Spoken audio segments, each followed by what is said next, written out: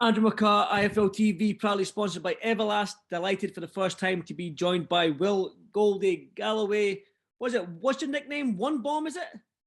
Willie One Bomb, yeah. Willie One Bomb. Well, where did that come from? Well, it was from my kickboxing actually. Like I had about 6 knockouts in a row, like from a one bomb, and then some lad was just like, because a few people call me Willie, and some lad was like, "Oh, Willie One Bomb," like because I just knocked someone out, and then it just stuck ever since. Everyone just started calling me it, so I like it as well. It's a good little nickname, isn't it? Well, I like it as well, to be honest, my man.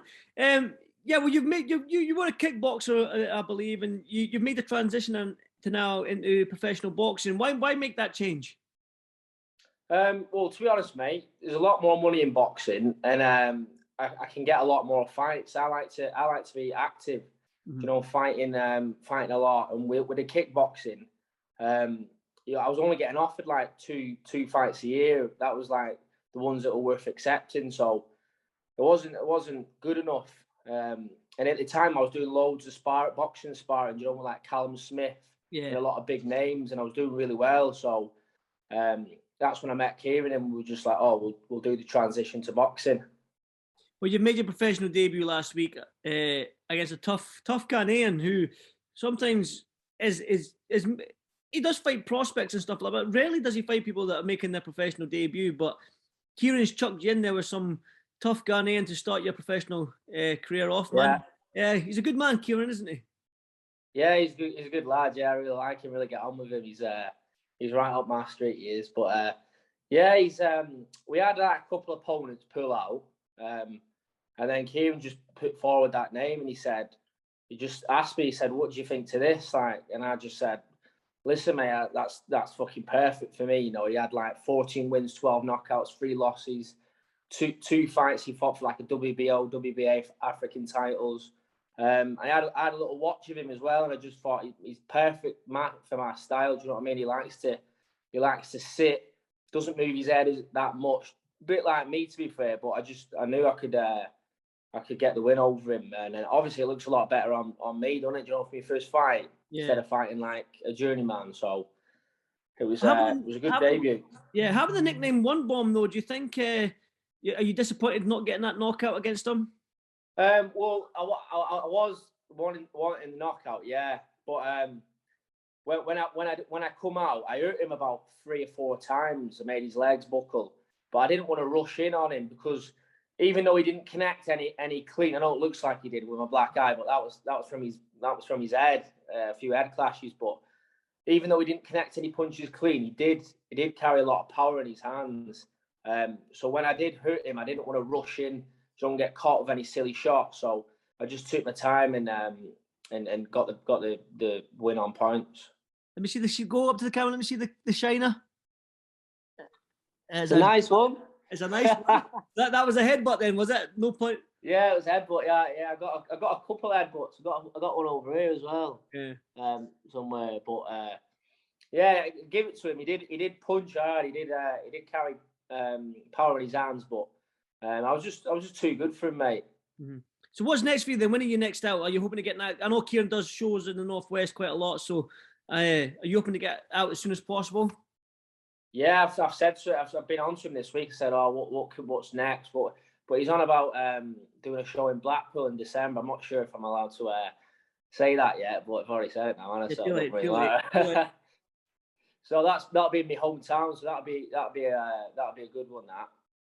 So what's your? I know you meant that transition from the kickboxing side of things to the boxing side of things, but what's your sort of ambitions?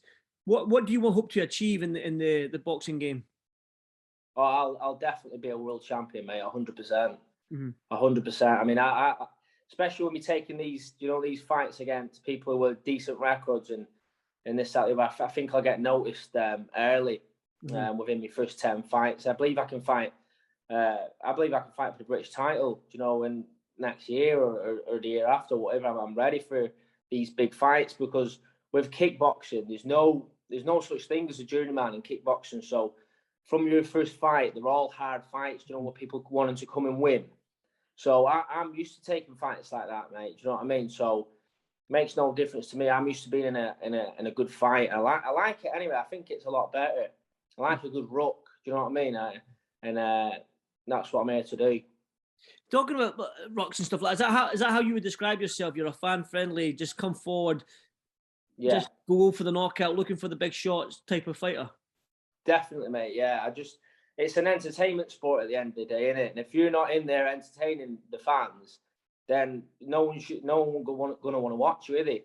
Mm-hmm. So I'm not one of these fighters who, I know obviously just got the win on points, but it was a good fight when you watch it. It was a good fight. You know what I mean? I was trying to take his head off, and he was trying to do the same. But yeah, I like to give the fans what they want, mate.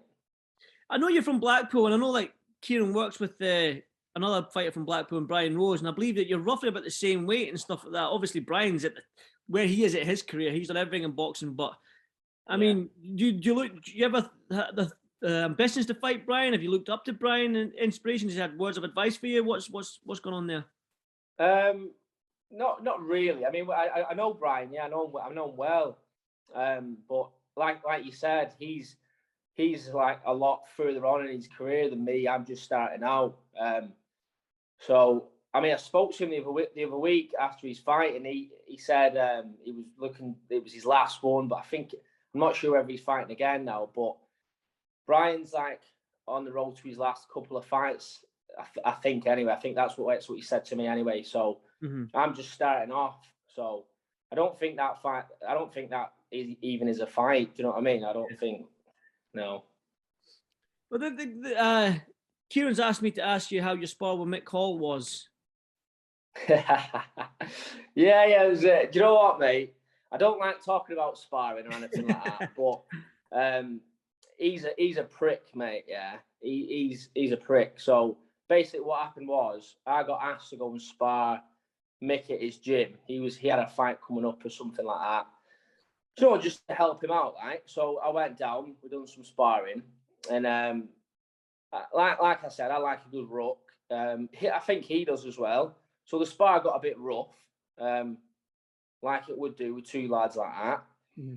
And then, cut a long story short, I was getting the better of him every round, and he started acting like a kid that has ADHD and swinging big haymakers and kept shouting "fuck off" to me like this in a spar.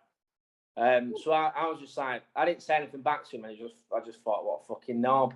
And the spar had finished, and the bell went, and my hands kind of dropped to finish, and he carried on fucking hitting me after the bell.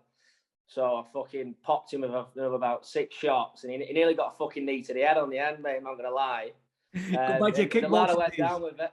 Hey? Go back to your kickboxing days. Yeah, he nearly got one of them, mate. But the lad I went down with, Ed, he jumped in like in the ring to split it up, and I've ended up cracking Ed by accident. But in the middle of it, mate, I was just it pissed me off, to be fair, because I've been to loads of gyms, pro gyms sparring, and all the spars get rough. But after the spar, at the end of the day, it's a spar, isn't it? It's not nothing personal. And it's always been like friends after the spar, this, that, the other. But he just took it to the next level. I don't know what. I think he's got a few problems or something. I don't know, but he shit himself after though. I asked him to get outside and everything, but he didn't want to know. But the thing is, when Kieran told me about that, I thought it'd be there'd be a funny story, but I didn't know the story. Kieran just said ask you about it, so I didn't know there'll be. I thought it might be a funny story. I didn't know it was like that, to be honest. Yeah. But listen, I mean, like I said, let's go back to your boxing. Then you're 1-0 as a pro. You're hoping to be out soon in Blackpool in December. You might have let the cat out of the bag a little bit there, but who knows? But like I said to you, man, for 2022 though, where would you like to see yourself? 2022, I'd like to see. I'd like to be a right good few fights deep, few good knockouts on my resume, and taking not big fights, obviously, because I don't want to go ahead like there, but taking good fights, good opponents, and getting noticed. What weight are you at? Super welterweight? Is that what it is? Light middleweight? Super welterweight, yeah. 154. I mean, good division to be in. I mean, where you got guys like Anthony Ted Cheesemans and stuff like that and stuff. So Yeah. it's a tasty little division. Obviously, you're away from that just now, but when you look at these guys in that division, I mean, like, well, you got JJ Metcalf, Cheeseman, Liam Smith, Troy Williamson, Anthony Fowler. He might be moving up to middleweight now, but right now the division is on fire domestically. Yeah. You must be excited. Yeah, well, I have. I've sparred Anthony Fowler. I've sparred Liam Smith. So I've done sparring with quite a lot of these guys, and I've always thought I've done all right. I've done well with them. Obviously, at the minute they're a lot levels above me at the minute, but I believe in the next couple of years I'll be right up there with them. So. Definitely, man. Listen, there's big fights out there for you if you keep winning, and I'm sure Kieran will work his magic and get you there. Well, listen, it's been an absolute pleasure to talk to you. Hopefully, next time I talk to you, well, I'll have a mic in my hand and a proper camera, and we can do it face to face because these Zoom calls do my nothing. But I know, I know what you mean, mate. But yeah, it's very, very nice to meet you, mate. Well, listen, if it's Blackpool in December, I'm going to make sure I come down for that one. Then I like a little trip to Blackpool. I might bring the family with me. So yeah, so mate, get yourself down. I definitely will. Listen, Will, one bomb.